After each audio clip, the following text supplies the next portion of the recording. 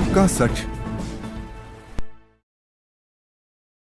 મહેસાણામાં વરિયાળીમાં ભેળસેળનું કૌભાંડ, ઊંઝા એપીએમસી ચેરમેનની કડક ચેતવણી। મહેસાણા જિલ્લામાં ખાદ્ય પદાર્થોમાં ભેળસેળનો એક ચોંકાવનારો કિસ્સો સામે આવ્યો છે। ઉનાવા વિસ્તારમાં વરિયાળીને વધુ આકર્ષક બનાવવા માટે તેમાં કૃત્રિમ લીલો કેમિકલ રંગ ઉમેરીને બજારમાં ઊંચા ભાવે વેચાણ થતું હોવાનો ભાંડો ફૂટ્યો છે। ખોરાક અને ઔષધ નિયામક તંત્રને મળેલી બાતમીના આધારે ટીમે ઉનાવા મુકામે શનિદેવ મંદિર પાસે આવેલ શિવગંગા એસ્ટેટના ગોડાઉનમાં દરોડો પાડ્યો હતો।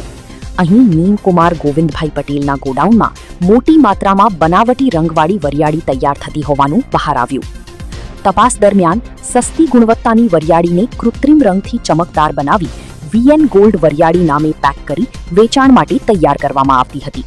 તંત્રએ સમયસર કાર્યવાહી કરી આ માલ બજારમાં પહોંચે તે પહેલા જ જપ્ત કરી લીધો। કુલ 4766 કિલોગ્રામ વરિયાળીનો જથ્થો, જેની કિંમત અંદાજી ₹8.85 લાખ થાય છે, કબજે કરવામાં આવ્યો છે।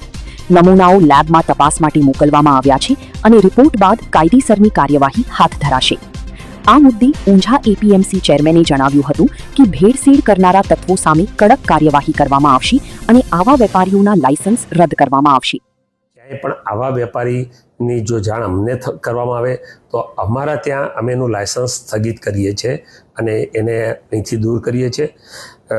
એપીએમસીની અંદર તો ખેડૂત જ સીધો માલ લઈને વેચવા આવે છે, એટલે ખેડૂતનો નેચરલ માલ હોય છે, એમાં કોઈ ભેળસેળ નથી થતી। અહીંથી બજારમાંથી ખરીદ્યા પછી જે વેપારી પ્રોસેસિંગ હાઉસમાં લઈ જાય અને ત્યાં આગળ જે માલ હોય એમાં આવા મિક્સિંગ કરેલા અથવા તો ડુપ્લિકેટ માલ એની સાથે એડ કરી અને ક્યાંક ને ક્યાંક વેચતા હોય છે।